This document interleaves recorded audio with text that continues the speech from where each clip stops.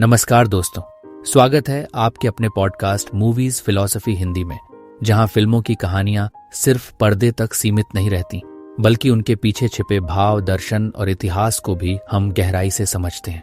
यहां हम हिंदी और भारतीय सिनेमा की सबसे बेहतरीन फिल्मों का विश्लेषण करेंगे, उनकी कहानियों की गहराई, दमदार संवाद, अनसुने तथ्य और पर्दे के पीछे की दिलचस्प बातें। तो जुड़िए हमारे साथ मूवीज फिलॉसफी हिंदी पर, जहां हर फिल्म सिर्फ एक मनोरंजन नहीं बल्कि एक अनुभव बन जाती है। थुड़ारम 2025 विस्तृत सारांश। थुड़ारम अनुवाद जारी रहेगा 2025 की एक मलयालम क्राइम थ्रिलर फिल्म है, जिसका निर्देशन थरुण मूर्ति ने किया और इसे के.आर. सुनील के साथ मिलकर लिखा गया। रेजा पुत्रा विजुअल मीडिया द्वारा निर्मित यह फिल्म रन्नी, पठानमथिट्टा, केरल के शांत पहाड़ी शहर में सेट है। मोहनलाल और शोभना की मुख्य भूमिकाओं वाली यह कहानी एक साधारण टैक्सी ड्राइवर षणमुगम उर्फ बेंज के इर्द गिर्द घूमती है, जो अपने परिवार और अपनी पुरानी एम्बेसडर कार से गहरा लगाव रखता है। यह फिल्म पारिवारिक बंधन, नुकसान और बदले की भावनाओं को एक रोमांचक और भावनात्मक कथानक में पिरोती है।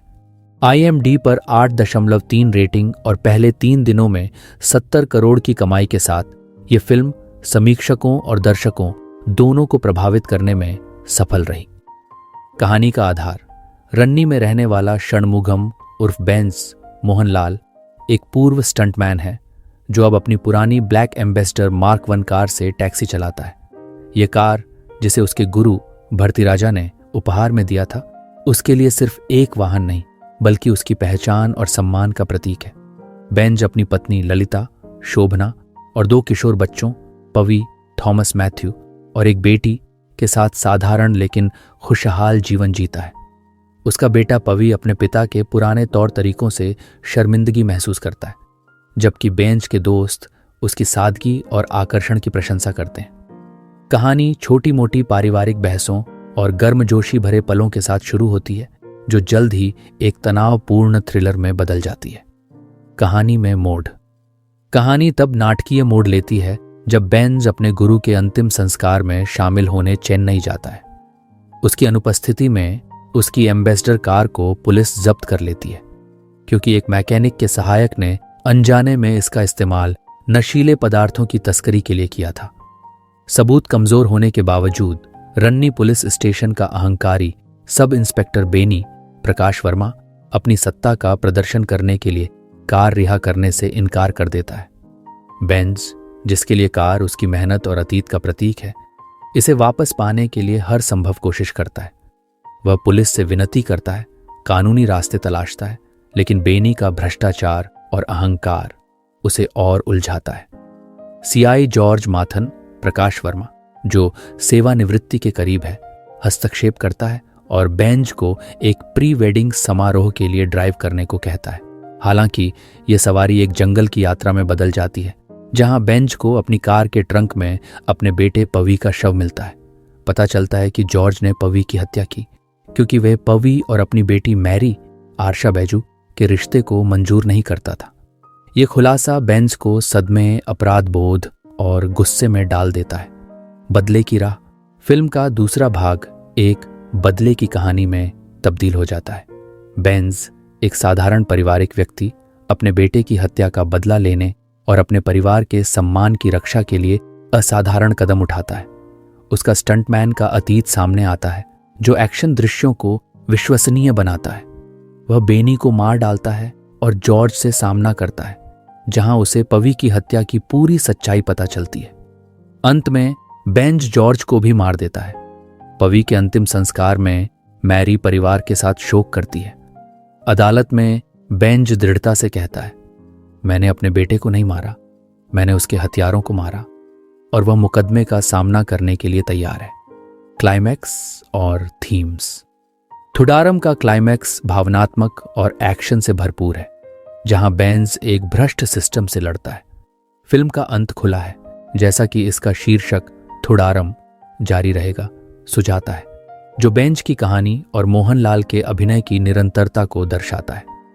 प्रमुख थीम्स में शामिल हैं पारिवारिक बंधन, बेंच का अपने परिवार के प्रति प्रेम और उनकी रक्षा का समर्पण कहानी का भावनात्मक आधार है। सम्मान और पहचान। एम्बेसडर कार बेंच की मेहनत और अतीत का प्रतीक है जिसे वह हर कीमत पर बचाना चाहता है। सत्ता का दुरुपयोग। बेनी और जॉर्ज जैसे किरदार भ्रष्टाचार और सत्ता के अहंकार को दर्शाते हैं। बदला और मोचन। बदले की कहानी को भावनात्मक गहराई और मानवीय मूल्यों के साथ प्रस्तुत किया गया है। तकनीकी पहलू। निर्देशन थरुण मूर्ति, जो ऑपरेशन जावा और सऊदी वेल्लक्का के लिए जाने जाते हैं, ने पारिवारिक ड्रामे को थ्रिलर में बदलने में महारत दिखाई। पहला हाफ धीमा है लेकिन दूसरा हाफ तेज और रोमांचक है। सिनेमैटोग्राफी। शाजी कुमार ने रन्नी और थोडुपुझा के दृश्यों को खूबसूरती से कैद किया जो कहानी के मूड को बढ़ाता है। संगीत।